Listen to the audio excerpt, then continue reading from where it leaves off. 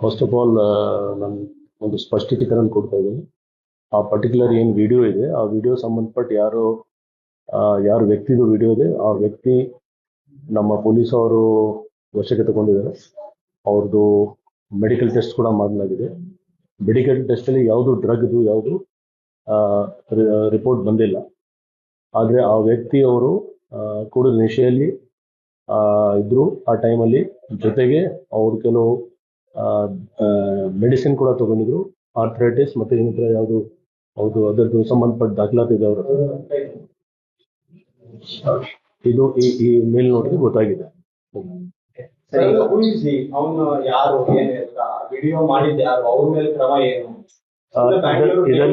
ಇದರಲ್ಲಿ ಎರಡು ಭಾಗ ಇದೆ. ಒಂದು ವಿಡಿಯೋ ವೈರಲ್ ಮಾಡೋರು ಯಾರು, ಅದ್ರ ಬಗ್ಗೆ ನಾವು ನಮ್ಮ CCB ವಿಂಗ್ ಮತ್ತೆ ನಾರ್ತ್ ಈಸ್ಟ್ ಡಿವಿಷನ್ DCP ಅವರು ಎಲ್ಲರೂ ಪ್ರಯತ್ನ ಮಾಡಿ ಫೈಂಡ್ ಔಟ್ ಮಾಡ್ತಿದ್ದಾರೆ ಎಲ್ಲಿಂದ ಅದು ವಿಡಿಯೋ ವೈರಲ್ ಆಗಿದೆ. ಯಾಕೆಂದ್ರೆ ನಾವು ಮತ್ತೆ ಅಪೀಲ್ ಮಾಡ್ತಾ ಇದ್ದೀವಿ, ಈ ಥರ ಯಾವುದು ಇನ್ಫಾರ್ಮೇಶನ್ ಇದ್ರೆ ಖಂಡಿತ ಪೊಲೀಸ್ಗೆ ತಿಳಿಸಿ. ಸುಮ್ಮನೆ ಒಂದು ಆತಂಕ ಸ್ಪ್ರೆಡ್ ಮಾಡೋದು ಮತ್ತೆ ಫಾಲ್ಸ್ ಇನ್ಫಾರ್ಮೇಶನ್ ಸ್ಪ್ರೆಡ್ ಮಾಡೋದು ಅದು ಇಲ್ಲೀಗಲ್ ಆಕ್ಟ್ ಇದೆ. ಅದರ ಪ್ರಕಾರ ನಾವು ಕ್ರಮ ಕೂಡ ತಗೊಳ್ಬಹುದು. ಸೊ ನಾವು ಫೈಂಡ್ ಔಟ್ ಮಾಡ್ತಾ ಇದ್ದೀವಿ, ಅದ್ರ ಬಗ್ಗೆನೂ ಪತ್ತೆ ಮಾಡ್ತೀವಿ ಯಾವ ಹ್ಯಾಂಡಲ್ ಇಂದ ಇದು ಇನ್ಸ್ಟಾಗ್ರಾಮ್ ಅಲ್ಲಿ ಅಪ್ಲೋಡ್ ಆಗಿದೆ.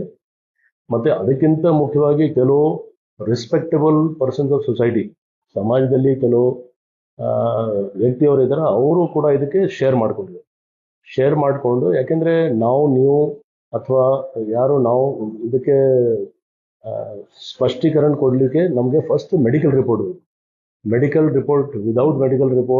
Without verification, without fact finding, ಸುಮ್ಮನೆ ಈ ತರ ಒಂದು ಕೆಟ್ಟ ಹೆಸರು ತರಲಿಕ್ಕೆ ಅಥವಾ ಯಾರ ಬಗ್ಗೆ ಈ ತರ, ಅವ್ರು ಕೂಡ ಒಬ್ಬ ಮನುಷ್ಯ, ಆ ಮನುಷ್ಯ ಬಗ್ಗೆ ಈ ತರ ಮಾಡಿದ್ರೆ ಖಂಡಿತ ಅವ್ರಿಗೆ ಕೂಡ ಕಾನೂನಲ್ಲಿ ಅವಕಾಶ ಇದೆ ಒಂದು ಕಂಪ್ಲೇಂಟ್ ಕೊಡ್ಲಿಕ್ಕೆ. ಅಕಸ್ಮಾತ್ ಅವರು ಯಾವುದು ಡ್ರಗ್ಸ್ ತಗೊಂಡಿದ್ರೆ ಅಥವಾ ಏನಿದ್ರೆ ಅದ್ರ ಬಗ್ಗೆ ಕಾನೂನು ಪ್ರಕಾರ ನಾವು ಕ್ರಮ ತಗೊಳ್ತೀವಿ. ಬಟ್ ಸುಮ್ಮನೆ ಒಂದು ಹೆಸರು ಹೇಳಿ ಈ ಥರ ಬೇರೆ ಕಡೆ ಆಗಿದೆ, ಇದು ಬೆಂಗಳೂರಲ್ಲಿ ಇದು ಸತ್ಯಕ್ಕೆ ದೂರ ಅಲ್ಲ. ಆ್ಯಂಡ್ ನಿಮಗೆ ಗೊತ್ತಿದೆ ಯಾವ ರೀತಿ ಬೆಂಗಳೂರು ಸಿಟಿ ಪೊಲೀಸ್ ಅವರು ಪ್ರತಿಯೊಂದು ವಿಷಯದಲ್ಲಿ ಡ್ರಗ್ಸ್ ಬಗ್ಗೆ ಅವರು ನಮ್ಮ ಸ್ಟೇಷನ್ ಮಟ್ಟದಲ್ಲಿ ಇರಲಿ ಅಥವಾ ಯೂನಿಟ್ ಡಿವಿಷನ್ಸ್ ಅಲ್ಲಿ ಇರಲಿ, CCB ಅವರು ಇರಲಿ, ಎಲ್ಲ ಮಟ್ಟದಲ್ಲಿ ನಾವು ಇದು ಆಗಾಗ ರೇಡ್ಸ್ ಮಾಡ್ತಾ ಇದ್ದೀವಿ, ಅರೆಸ್ಟ್ ಮಾಡ್ತಾ ಇದ್ದೀವಿ ಮತ್ತು ಸೀಸ್ ಮಾಡ್ತಾ ಇದ್ದೀವಿ. ಸೊ ಈ ವಿಷಯ ನಮಗೆ ಗಮನಕ್ಕೆ ಬಂದ ತಕ್ಷಣ ನಾವು ಯಾರು ವ್ಯಕ್ತಿಯವರು ಆ ವ್ಯಕ್ತಿಗೆ ವಶಕ್ಕೆ ತಗೊಂಡಿದ್ದೀವಿ. ಆ ವ್ಯಕ್ತಿಯು ಮೂಲತಃ ಇಲ್ಲಿಯವರಲ್ಲ, ಇಲ್ಲಿ ಅವರು ಕೆಲಸಕ್ಕೆ ಬಂದಿರೋ 3 ತಿಂಗಳ ಹಿಂದೆ. ಅವ್ರಿಗೆ ಸ್ವಲ್ಪ ಆರೋಗ್ಯ ಸರಿ ಇಲ್ಲ, ಮತ್ತೆ ಆ ಕ್ಷಣದಲ್ಲಿ ಅವರು ಹೇಳ್ತಾರೆ ನಾವು ಜಾಸ್ತಿ ಕುಡಿದಿದ್ದೀವಿ ಮತ್ತೆ ಜೊತೆಗೆ ಮೆಡಿಸಿನ್ ತಗೊಂಡಿದ್ದೀವಿ. ಅದು 2 ವಿಷಯ ನಮ್ಮ ಮೆಡಿಕಲ್ ರಿಪೋರ್ಟ್ಲಿ ಕೂಡ ಬಂದಿದೆ. ಸೊ ನಾವು ಲೀಗಲ್ ನೋಟಿಸ್ ಕೊಡ್ತಾ ಇದ್ದೀವಿ, ಯಾರು ಇದು ವೈರಲ್ ಮಾಡಿದಾರೆ ಮತ್ತೆ ಯಾರು ಇದು ಶೇರ್ ಮಾಡಿದಾರೆ ಅವ್ರಿಗೆ ಕೂಡ ನಾವು ನೋಟಿಸ್ ಕೊಡ್ತೀವಿ. ನಮಸ್ಕಾರ ವೀಕ್ಷಕರೇ, ಪ್ರತಿಧ್ವನಿಗೆ ಸ್ವಾಗತ. ಬೆಂಗಳೂರಿನಲ್ಲಿ ಜೊಂಬಿ ಡ್ರಗ್ಸ್ ಹರಡಿದೆ ಎಂಬ ಸುಳ್ಳು ಸುದ್ದಿಯ ವಿಡಿಯೋ ಹಂಚಿಕೊಂಡಿದ್ದ ನಟ ದುನಿಯಾ ವಿಜಯ್ ಅವರಿಗೆ ಇದೀಗ ಕಾನೂನು ಸಂಕಷ್ಟ ಎದುರಾಗುವ ಸಾಧ್ಯತೆ ದಟ್ಟವಾಗಿದೆ.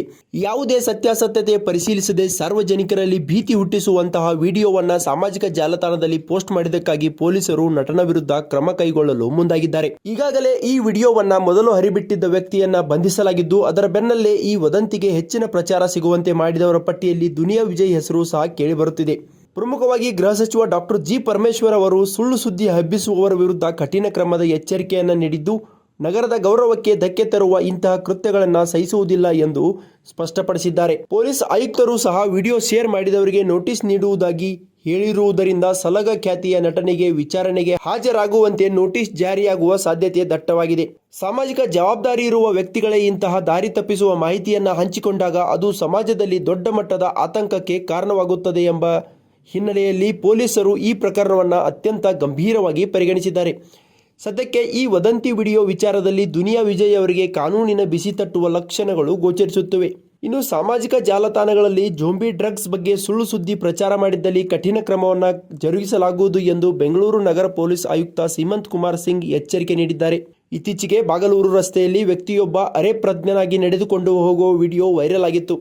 ಈ ವಿಡಿಯೋ ಸತ್ಯಾಸತ್ಯತೆ ಪರಿಶೀಲಿಸಿದ ಬಳಿಕ ಆಯುಕ್ತರು ಈ ರೀತಿಯ ಸ್ಪಷ್ಟನೆಗೆ ಮುಂದಾಗಿದ್ದಾರೆ. ಸಾಮಾಜಿಕ ಜಾಲತಾಣದಲ್ಲಿ ಈ ವಿಡಿಯೋ ಒಂದು ಹರಿದಾಡುತ್ತಿದೆ. ಈ ವಿಡಿಯೋದಲ್ಲಿ ಜೋಂಬಿ ಡ್ರಗ್ಸ್ ತೆಗೆದುಕೊಂಡು ಈ ರೀತಿ ವರ್ತಿಸುತ್ತಿದ್ದಾನೆ ಎಂದು ಕೆಲವರು ಶಂಕಿಸಿದ್ರು.